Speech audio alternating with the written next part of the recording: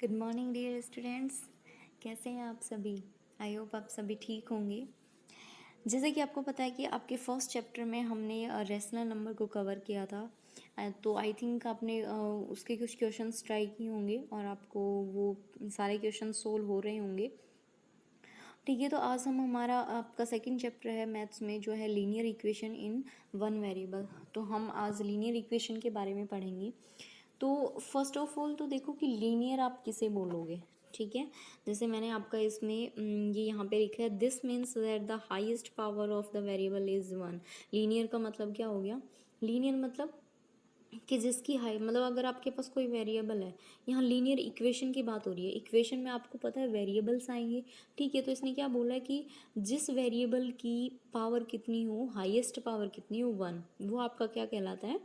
Linear कहलाता है। ठीक है, अगर मैं आपसे बात करूँ, जैसे आप ये कहोगे कि मैम वेरिएबल क्या होता है, तो जैसे आप लिखते हो 5x 2x, या जैसे आपने लिखा 3x+6, ठीक है, 5x+10, ठीक है, 4x+12, इस तरीके से आप लिखते हो। तो ये जो x है, जहाँ जहाँ भी आपका x आ रहा है, ये आपके क्या कहलाते हैं? वेरिएबल्स कहलाते हैं। ठीक है, ज़रूरी नहीं यहाँ पे x हो। वेरिएबल्स में आपका x भी हो सकता है, y भी हो सकता है, z भी हो सकता है। ठीक है, p q r s कुछ भी हो सकता है, या t हो सकता है, s दे दिया, कोई भी वेरिएबल दे सकता है इस तरीके से। तो ये जो किसी भी जैसे 2x+8 हो गया, तो यहाँ x आपका क्या है? वेरिएबल है। ठीक है, अंडरस्टैंड? तो ये वेरिएबल आपको समझ में आ गया होगा। और लीनियर का मतलब क्या है कि हाईएस्ट पावर, यानी जो ये वेरिएबल है 2x+12, जैसे मैंने लिखा, ये आपका x जो वेरिएबल है, इसकी हाईएस्ट पावर कितनी होनी चाहिए? 1 होनी चाहिए। यहाँ पे x की पावर 1 है, आप देख रहे हो। ठीक है, क्योंकि हम यहाँ किस इक्वेशन की बात करें? लीनियर इक्वेशन की बात करें। तो लीनियर का मतलब क्या हो गया कि ऐसा वेरिएबल जिसकी हाईएस्ट पावर कितनी हो? 1 हो। आई थिंक आपको वेरिएबल और लीनियर के समझ में आ गया होगा। ठीक है, जैसे मैंने आपका यहाँ एग्जांपल दे रखा है, यहाँ मैंने आपको डिफाइन भी कर रखा है, जैसे 5x 2x-3 3x+y 2x+y, sorry 5। जैसे ये x मैंने यहाँ क्या लिखा? आपका वेरिएबल है। यहाँ भी x आपका क्या होगा? वेरिएबल। यहाँ x और y ये दोनों क्या है? वेरिएबल है। यहाँ x क्या है? वेरिएबल है। अब आप देखो, इसमें 3x+y दे रखा है। आप ये कहोगे कि मैम आपने बोला कि लीनियर में हाईएस्ट पावर 1 होती है। देखो मैंने ये बोला है कि इनकी पावर है वो 1 होनी चाहिए। एक्स की पावर देखो यहाँ 1 है, वाई की पावर क्या है?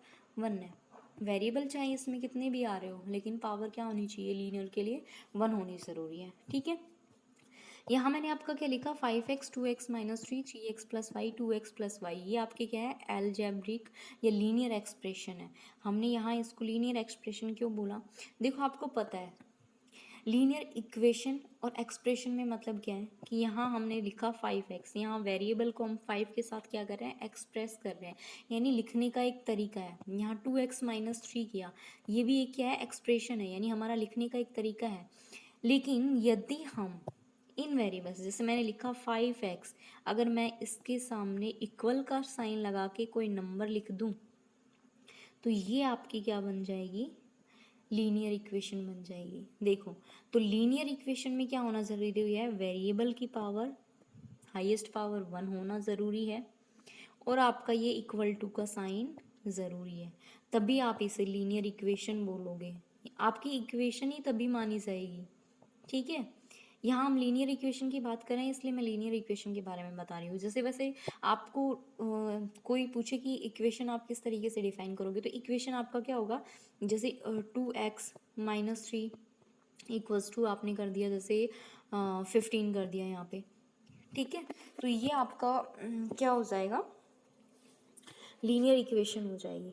तो लीनियर इक्वेशन के लिए दो कंडीशन होना याद रखना आप, वेरिएबल की पावर हाईएस्ट 1 होनी चाहिए और इक्वल टू का साइन होना ज़रूरी है, तभी आप उसे क्या मानोगे? लीनियर इक्वेशन मानोगे। ठीक है, तो आई थिंक आपको लीनियर इक्वेशन समझ में आ गई होगी। जैसे यहाँ मैंने एक एग्जांपल दिया है, सेकंड इसमें मैंने डिफाइन भी कर रखा है, 2x-3 इक्वल टू, जैसे मैंने 7 लिखा है यहाँ पे, x आपका क्या है? यहाँ पे वेरिएबल और इक्वलिटी का साइन है, तभी आप इसको क्या बोल रहे हो? लीनियर इक्वेशन बोल रहे हो, ठीक है।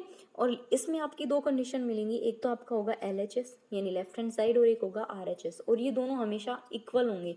इक्वल होने का क्या मतलब हो गया कि आपको यहाँ x की वैल्यू ऐसे फाइंड आउट करनी होगी कि 2x यानी x की वैल्यू क्या होगी कि आप उसमें से 3 लेस करो तो 7 आ जाए, यानी इसका आंसर इसके इक्वल होना ज़रूरी है। यहाँ इक्वल टू का साइन का मतलब क्या होगा, यही हो गया कि इसकी जो वैल्यू आएगी वो 7 के इक्वल होगी, ठीक है।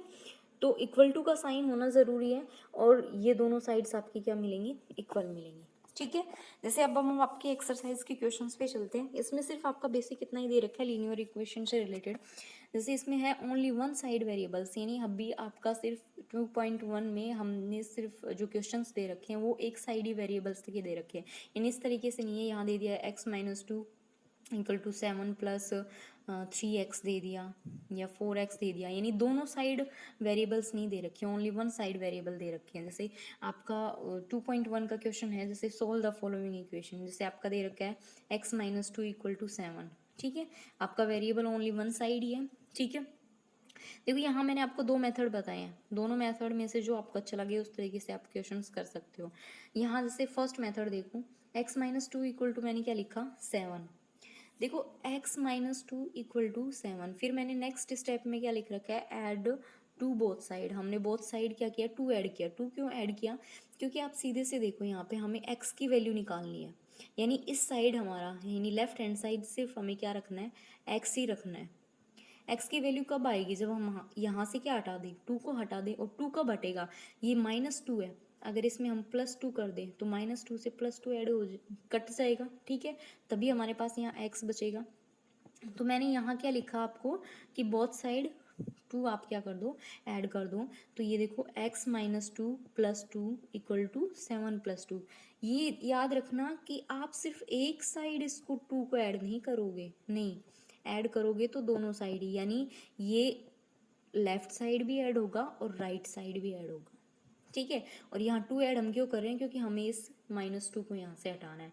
तो -2 है तो हम +2 कर देंगे, अगर सपोज करें यहाँ +2 होता तो हम यहाँ क्या लेते, -2 करते, और यहाँ भी हम क्या करते, -2 करते, ठीक है। तो इस तरीके से आपने देखा, तो x इक्वल टू 2 से तो हमारा 2 क्या हो गया, लेस हो गया, तो x इक्वल टू क्या आ गया, 7 + 2 9, ठीक है। सेकेंड ऑप्शन हमारा क्या है, सेकेंड मेथड देखो, x-2 इक्वल टू 7, हमें इधर सिर्फ x की वैल्यू रखनी है लेफ्ट हैंड साइड में, ठीक है। तो x की वैल्यू रखनी है, तो आप डायरेक्ट 2 को इधर ले जाओ, ठीक है। 2 इधर माइनस का है तो इधर आएगा तो क्या हो जाएगा, प्लस हो जाएगा, तो x इक्वल टू 9, ये आपका डायरेक्ट आंसर आ रहा है, ठीक है। तो दोनों में से जो मेथड आपको अच्छा लगे उस तरीके से आप कर लेना। और अगर आप ये चाहो कि मैम हमें हमारा आंसर चेक करना है कि किस तरीके से हमारा आंसर सही है या नहीं, तो आपका आंसर चेक करना भी मैंने बता रखा है। देखो ऊपर मैंने लिखा है कि left hand side equal to right hand side, ठीक है। तो x-2 इक्वल टू 7, x की वैल्यू हमारे पास कितनी आ गई 9, 9 में से अगर 2 लेस करोगे तो आपका 7 के इक्वल आ रहा है, इसका मतलब आपका आंसर राइट है, ठीक है। अब हम हमारे सेकंड क्वेश्चन की ओर चलें। सेकंड क्वेश्चन दे रखा है आपका 1.6 इक्वल्स टू y/1.5, ठीक है। चलिए अब हम इसका सॉल्यूशन देखते हैं, सॉल्यूशन क्या है। ये है आपका सॉल्यूशन, ये किया, ठीक है। वही मेथड यूज़ करो, इसमें क्या करेंगे, हमें क्या करना है, y ओनली इधर y रखना है, तो y रखोगे तो y के डिवाइड में क्या है 1.5 है, तो y/1.5 है, तो यहाँ से 1.5 कैसे हटेगा, ये डिवाइड में है, जब आप इसके मल्टीप्लाई में 1.5 कर दोगे तो आपके पास ये 1.5 कट जाएगा, क्योंकि 1.5 से 1.5 कट हो जाएगा, ठीक है। तो वही किया मैंने यहाँ पे कि मल्टीप्लाई 1.5 बोथ साइड, दोनों साइड हमने 1.5 से मल्टीप्लाई कर दिया, तो इधर 1.5 से 1.5 लेस हो गया, यहाँ ओनली हमारा y बच गया, और y का आंसर हमारे पास क्या आ गया 2.40, और इसी तरीके से हमने यहाँ आंसर चेक कर लिया, ठीक है। तो हमारा सेम आ रहा है, इसका मतलब हमारा आंसर सही है, ठीक है। देखिए अब आपका एक्सरसाइज 2.1 में आपके टोटल क्वेश्चन इसी बेस पे हैं, इसी तरीके से दिए गए हैं। आपके शायद 12 से 13 क्वेश्चन है, तो ये सारे क्वेश्चन आप ट्राई करना। जो मैंने मेथड बताया है सिर्फ ओनली वन वेरिएबल ही है, वन साइड ही है, तो आप इस तरीके से करके देखना, आई थिंक आपको सभी क्वेश्चन आ जाएंगे। तो अब हम हमारी नेक्स्ट एक्सरसाइज 2.2 की ओर चलते हैं। 2.2 में आपका कुछ ज़्यादा बेस नहीं दे रखा, इसमें 3-4 वर्ड्स यूज होंगे जो आपको याद रखना है। जैसे उसने बोला मोर देन, यानी आपके क्वेश्चन में, इसमें आपको 2.2 में क्या है कि क्वेश्चन आपको खुद बनानी पड़ेंगी। यहाँ तो आपको ऑलरेडी इक्वेशन बना के दे रहा है, यहाँ आपको खुद ढूंढनी पड़ेंगी, क्वेश्चंस के अकॉर्डिंग बनानी पड़ेंगी। अगर मोर देन दे रखा है तो उसका मतलब आपको क्या करना है, ऐड करना है। लेस देन दे रखा है तो इसका मतलब क्या है, आपको सब्ट्रैक्ट करना है। टाइम दे रखा है, टाइम्स मतलब 3 टाइम्स 4 टाइम्स 5 टाइम्स दे रखा है तो उसका मतलब क्या है, मल्टीप्लाई करना है। ठीक है, ये 3 वर्ड्स याद रख लेना, 3-4 वर्ड्स हैं। ठीक है, तो आपको ये 2.2 एक्सरसाइज कंप्लीट हो जाएगी आपकी, इसी बेस पे है। और इसमें आपको देखो इक्वेशन बनाना तो पड़ेगा, आपको क्वेश्चन समझना पड़ेगा कि हमारा क्वेश्चन क्या बोल रहा है। ठीक है, तो नेक्स्ट अब हम देखते हैं आपका फर्स्ट क्वेश्चन 2.2 का। If you subtract 1/2 from A number, ठीक है, पहले पूरा कंप्लीट क्वेश्चन मैं पढ़ देती हूँ। And multiply the result by 1/2 you get 1/8, what is the number. क्या बोला है कि यदि आप किसी नंबर में से क्या सब्ट्रैक्ट करते हो, 1/2, और लास्ट में इसने क्या बोला कि वो नंबर क्या होगा, यानी जिस नंबर में से हम 1/2 सब्ट्रैक्ट कर रहे हैं वो नंबर हमें नहीं पता है कि वो नंबर है क्या। तो हमने यहाँ पे क्या कर लिया, let number equal to x, कि हमने क्या मान लिया, जो नंबर हमें निकालना है वो हमें नहीं पता क्या नंबर है, तो हमने क्या मान लिया कि वो नंबर हमारा क्या है, एक्स है। फिर इसने क्या बोला, सब्ट्रैक्ट 1/2 फ्रॉम ए नंबर, यानी इस नंबर में से हमें क्या घटाना है, 1/2 घटाना है। तो एक्स में से हमारे पास नंबर क्या है, एक्स, एक्स में से हमने क्या लेस कर दिया, 1/2 लेस कर दिया। ठीक है, यहाँ तक समझ में आ गया, हमने क्या किया, नंबर में से 1/2 घटाना है, हमें नंबर नहीं पता तो हमने नंबर क्या मान लिया, एक्स, और इसमें से हमने क्या घटा दिया, 1/2। अब इसने आगे क्या बोला है, and multiply the result by 1/2, यानी उस नंबर में से 1/2 को घटाने के बाद हमें क्या करना है, इस पूरे को किससे मल्टीप्लाई करना है, 1/2। तो हमें आंसर क्या मिल रहा है, इक्वल टू में 1/8 मिल रहा है। समझ में आया। देखो इसने क्या बोला कि कोई हमारा नंबर है, सपोज करो हमने मान लिया एक्स, और इसने बोला इसमें से 1/2 घटा दो, और इसको यानी इस पूरे को हम किससे मल्टीप्लाई कर दें, 1/2 से, तो ये हमारा किसके इक्वल आ रहा है, 1/8 के इक्वल आ रहा है। ठीक है, ये आपकी इक्वेशन बन गई, समझ में आ गया। ठीक है, ये इक्वेशन बन गई, तो अब आप इसको इजीली सोल्व कर लेना, क्योंकि वही वेरिएबल आ गया आपके पास, उसी तरीके से इक्वेशन आ गई। चलिए हम हमारे नेक्स्ट पेज पे चलते हैं, इसका आगे सॉल्यूशन। यहाँ तक आई थिंक आपको समझ में आ गया होगा, फर्स्ट इक्वेशन तक ये हमने इक्वेशन कैसे बनाई है। ठीक है, हमने एक नंबर लिया, उसको x माना, उसमें से 1/2 लेस कर दिया, फिर इसने बोला है इसी नंबर को हम किससे करेंगे, 1/2 से मल्टीप्लाई, तो हमने 1/2 से मल्टीप्लाई कर दिया, तो ये किसके इक्वल आ रहा है, 1/8 के, तो हमने इसको 1/8 के इक्वल कर दिया, क्योंकि हमें इक्वेशन बनानी है, इक्वेशन के लिए इक्वल टू का साइन होना ज़रूरी है। ठीक है, तो चले हम हमारे नेक्स्ट पेज पे। यहाँ देखो हमने क्या किया यहाँ पे, तो x/2 आपके पास क्या था, x - 1/2 डिवाइड, इसको मल्टीप्लाई था 1/2, तो x, इसका मतलब क्या है, मल्टीप्लाई करना है हमें अंदर, तो 1/2 को हमने x से मल्टीप्लाई किया, तो क्या आ गया आपके पास, x/2, माइनस का साइन है तो हमने लगा दिया माइनस साइन, 1/2 इंटू 1/2, यानी 1/2 मल्टीप्लाई 1/2, तो ये आपका क्या आ गया, 1/4। ठीक है, और ये हमारे किसके इक्वल दे रखा था, 1/8 के इक्वल दे रखा था। अब हमें देखो यहाँ x की वैल्यू निकालनी है, x की वैल्यू निकालनी है, तो ये इसका मतलब हम x का वेरिएबल रखेंगे, यानी -1/4 को हम किस साइड ले जाएंगे, 1/8 की साइड ले जाएंगे। तो आपको पता है कि जब कोई भी नंबर आपका लेफ्ट हैंड साइड में है और उसको आप राइट हैंड साइड में लेके आते हो, तो अगर वो माइनस साइन में है तो दूसरी साइड आएगा तो प्लस में होगा, और प्लस में है तो माइनस में हो जाएगा। तो ये देखो इधर -1/4 है, तो ये इस साइड आएगा तो क्या हो जाएगा, +1/4, तो 1/8 प्लस 1/4 हो गया हमारा। ठीक है, इसको सोल्व कर लिया, क्या किया, दोनों का एलसीएम 8 आ गया। ठीक है, तो 8 1 जा 8, और 1 को 1 से मल्टीप्लाई किया तो 1। ठीक है, और 8 में डिवाइड करोगे 4 का कितने टाइम गया, 2 टाइम गया, और 2 को हमने 1 से मल्टीप्लाई किया तो क्या आ गया, 2, यानी x/2 इक्वल टू हमारा क्या आ गया, 3/8 आ गया। ठीक है, ये आ गया हमारे पास। अब हमें किसकी वैल्यू निकालनी है, ओनली x की वैल्यू निकालनी है, क्योंकि x हमारा नंबर है, उसने पूछा क्या कि हमारा नंबर क्या होगा।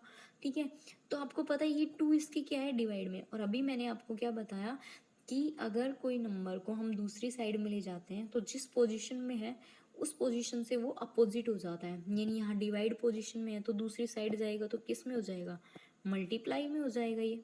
ठीक है, multiply two, two two one, two one जा वन, टू वन जा टू और टू टू जा फोर, यानी हमारा आंसर क्या आ जाएगा 3/4। अंडरस्टैंड? आई थिंक आपको ये क्वेश्चन समझ में आ गया होगा। इसी तरीके से आपके कुछ और क्वेश्चंस हैं, वो भी आप ट्राई करना, ठीक है। इसमें अगर कोई भी कंफ्यूजन है तो एक बार ये सॉल्यूशन पूरा कंप्लीट देख लेना कि मैंने किस तरीके से किया है। आई थिंक आपको समझ में आ जाएगा, इतना कुछ टफ नहीं है। अब हम हमारे सेकंड क्वेश्चन की ओर चलते हैं। सेकंड क्वेश्चन क्या है, चलिए हम पहले क्वेश्चन पढ़ते हैं पूरा अपना complete. The perimeter of a rectangular swimming pool is 154 metre. Its length is 2 meter more than twice its breadth. What are the length and the breadth of the pool? इसने क्या बोला है कि आपके पास एक स्विमिंग पूल है, वो किस शेप में दे रखा है, रेक्टेंगल शेप में। तो पहले तो आप देखो रेक्टेंगल होता क्या है। रेक्टेंगल का मतलब क्या है कि जिसमें क्या हो, अपोजिट साइड्स इक्वल हो, यानी ये आपकी लेंथ तो ये भी आपकी क्या हो गई length. Opposite sides are equal, ये आपकी ब्रेथ होती है और ये भी आपका क्या होता है ब्रेथ। आई थिंक आपने ये लास्ट क्लास में पढ़ा होगा तो इतना तो आपको पता होगा। और पेरीमीटर आप क्या कैसे डिफाइन करते हो, पेरीमीटर में हम क्या करते हैं, सभी साइड्स को क्या करते हैं, ऐड करते हैं।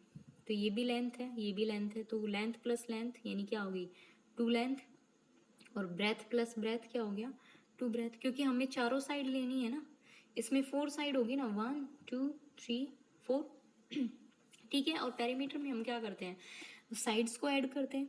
तो इस तरीके से आपका पेरीमीटर, रेक्टेंगुलर का जो पेरीमीटर है वो क्या आ गया, 2 कॉमन ले लो, लेंथ प्लस ब्रेथ, ठीक है।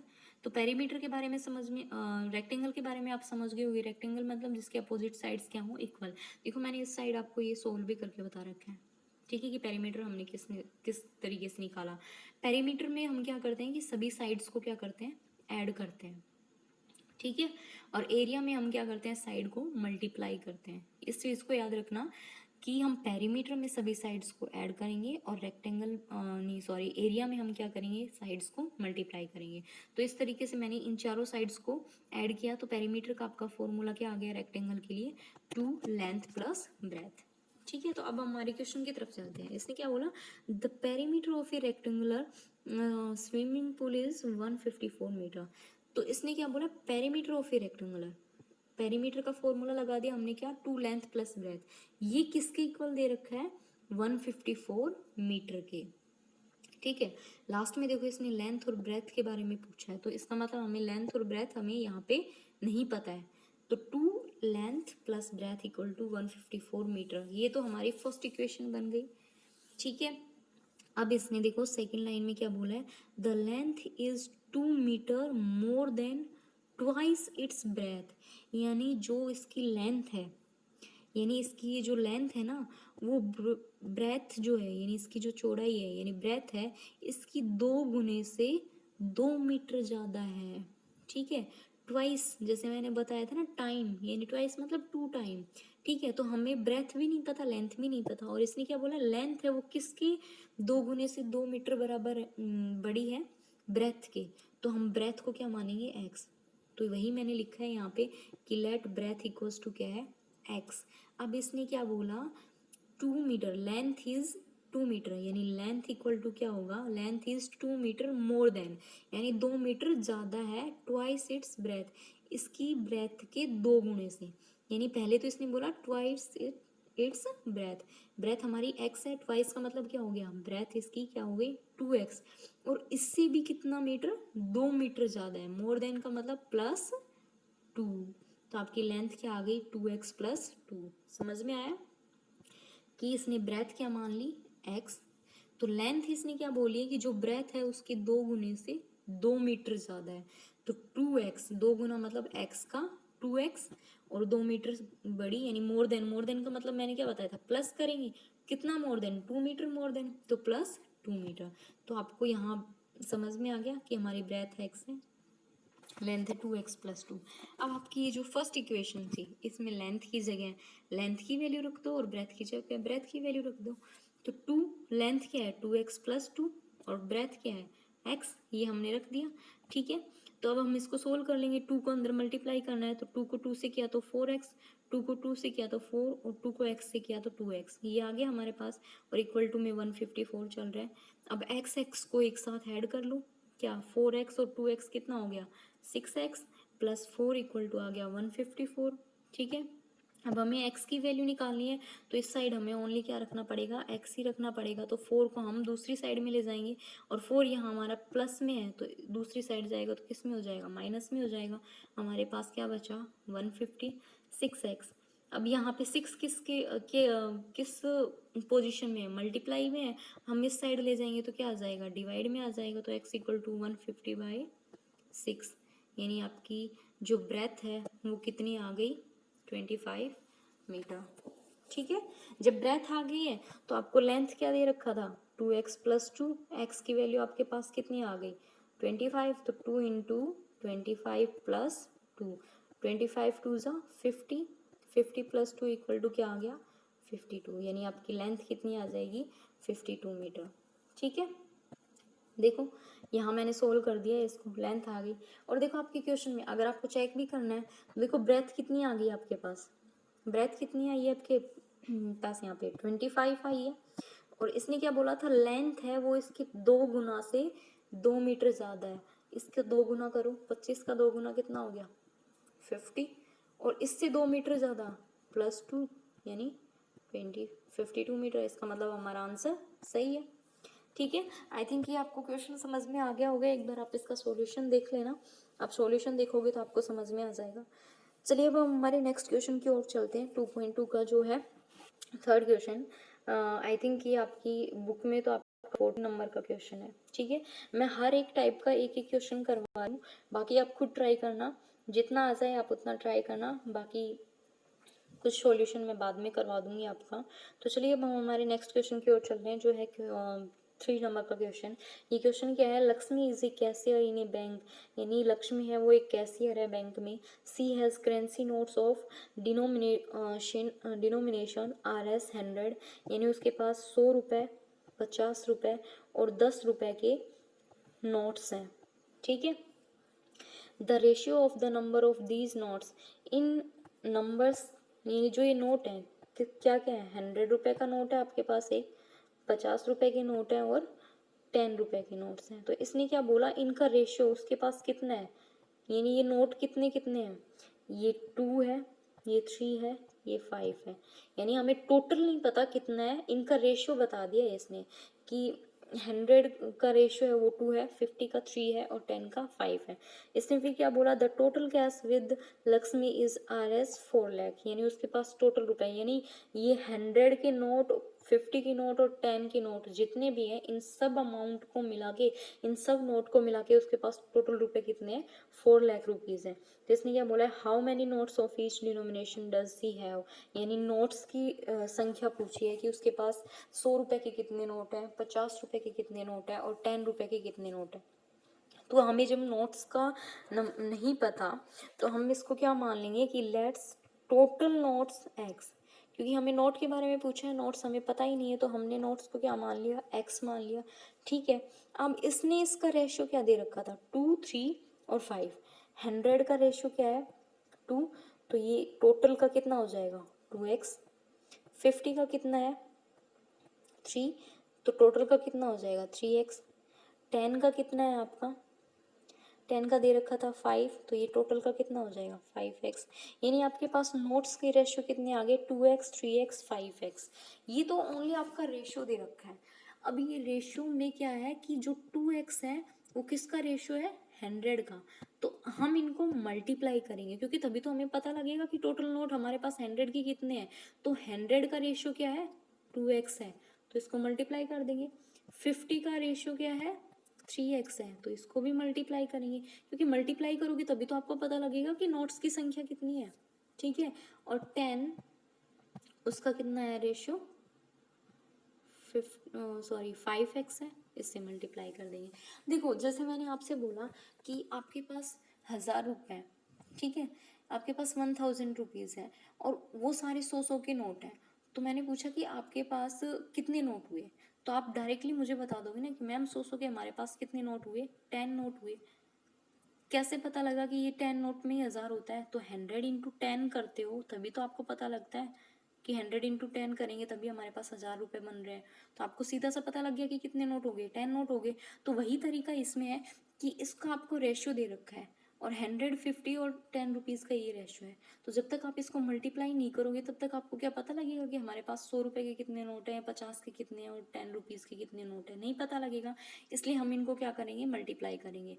तो 100 को 2 से मल्टीप्लाई किया तो 200x आ गया। एक्स क्यों ले रहे हैं? क्योंकि हमारे पास टोटल नोट का पता नहीं है, ठीक है। और 50 है उसका क्या हो गया, 150x। और जो 10 रुपीज़ है उसके नोट कितने हो गए, 50x। और इसने क्या बोला, ये जितने भी नोट्स हैं यानी 200x, 150x और 50x, ये जितने भी नोट्स हैं इन सब नोट्स का टोटल यानी ये सारे नोट मिला के उसके पास कितने रुपए हैं, 4 लाख रुपीज़ हैं, ठीक है। 4 लाख रुपीज़ है। तो इन सब को हम क्या कर देंगे, ऐड कर देंगे। देखो यहाँ पे 200 plus 150x plus 50x equal to 4 lakh. तो इन सब को हमने 200, 150 कितना हो गया, 350, 350 और 50 कितना हो गया, 400। तो 400x इक्वल टू हमारा किसके इक्वल है, 4 लाख के इक्वल है, ठीक है। समझ में आया? देखो इसने क्या बोला कि आपके पास ये इतने इतने रुपए के 100 रुपीज़ के, 50 रुपीज़ के और 10 रुपीज़ के नोट्स हैं और उनका रेशियो आपको टोटल रेशियो का इतना है, 2, 3 और 5 है। तो आपने इनको मल्टीप्लाई कर लिया क्योंकि आपको नोट्स की संख्या निकालनी है। तो इसने क्या बोला, इन नोट्स की जो संख्या है ना इन सब का ऐड यानी इन सब का आप टोटल करोगे तो आपके पास कितने रुपए बन रहे हैं, 4 लाख रुपीज़ बन रहे हैं। तो इनका टोटल करके हमने 4 लाख के इक्वल कर दिया क्योंकि इन सब का टोटल ही तो हमारा 4 लाख के इक्वल है, ठीक है। तो 400 इक्वल टू ये करोगे, यहाँ से आपकी x की वैल्यू निकाल लेना। तो x आपके कितने क्या था, टोटल नोट था। तो आपके पास x की वैल्यू कितनी आ गई, 1000। तो इसने क्या बोला है कि हमारे पास टोटल नोट कितने हैं, 1000 है। ये तो हमारे पास क्या है, टोटल। लेकिन देखो क्वेश्चन में क्या पूछा है, नोट्स ऑफ ईच डिनोमिनेशन, यानी प्रत्येक रुपए के कितने नोट्स हैं। यानी 100 रुपए के आपके पास कितने नोट हैं, 50 रुपए के कितने नोट हैं, 10 रुपए के। अगर वो आपसे ये पूछता कि टोटल नोट कितने हैं तब तो आप कह देती हमारे पास टोटल नोट कितने हैं, 1000 नोट है, ठीक है, 1000 है। लेकिन यहाँ इसने क्या पूछा, ईच डिनोमिनेशन यानी प्रत्येक रुपए के नोट बताओ कि 100 रुपए के आपके पास कितने नोट है, 50 के कितने और 10 के। तो बहुत ईजी, आप इजीली निकाल पाओगे क्योंकि आपके पास देखो रेशियो आपके पास दे रखा है ये, ठीक है। 2x, 3x, 5x टोटल का ही तो रेशियो है ये। तो x की वैल्यू हमारे पास क्या आ गई, 1000 आ गई। तो 100 का क्या है, 2x है, तो 2 इंटू 1000 कर दिया यानी 100 के आपके पास कितने नोट हो गए, 2000 हो गए। 50 नोट्स यानी इसका रेशियो क्या है, 3x है, तो 3x की वैल्यू हमारे पास 1000 आ गई, तो 3000 नोट्स आ गई। और RS10 यानी 10 रुपीज़ के कितने नोट्स हैं, 5x रेशियो है, तो 5 इंटू 1000 कर दिया, 5000 नोट्स आ गए, ठीक है। तो इस तरीके से आपको इसमें क्वेश्चंस के अकॉर्डिंग चलते जाना है और आपको पहचानना है कि हमारी इक्वेशन क्या बनेगी। लीनियर इक्वेशन है तो इसके लिए आपको हमेशा वन वेरिएबल मानना है। ये मत कर लेना जैसे आप यहाँ मत कर लेना, आपने जैसे टोटल मान लिया x और आपने बोल दिया इसको ये 2x है, ये 3y हो गया, 5z हो गया। नो, ऐसे मत करना बिल्कुल भी, क्योंकि हमारे पास वन वेरिएबल लेना है आपको हमेशा। यानी x ले रहे हो तो x ही लो, y ले रहे हो तो y लो, जो टोटल माना है उसी को लेते हुए चलो आप हमेशा, ठीक है। तो ये बहुत इजी क्वेश्चन है, इस तरीके के आपके और भी क्वेश्चन है वो आप इजीली कर पाओगे, तो आप ट्राई करना। बाकी हम आपकी जब भी क्लास लगेगी तब हम उन क्वेश्चंस को देख लेंगे। मैंने हर एक क्वेश्चन का एक एक मेथड करवा दिया है, इस मेथड से आपको जितने भी क्वेश्चन आते हैं वो सोल्व करने की ट्राई करना, ठीक है। तो नेक्स्ट क्लास में अब हम आपका पढ़ेंगे 2.3 और 2.4 से रिलेटेड जो क्वेश्चंस हैं वो पढ़ेंगे। उसमें हमारे दोनों साइड वेरिएबल्स मिलेंगे हमें, ठीक है। तो तब तक के लिए आप ये क्वेश्चंस ट्राई करते रहिए, रिवाइज कीजिए। Bye bye, take care.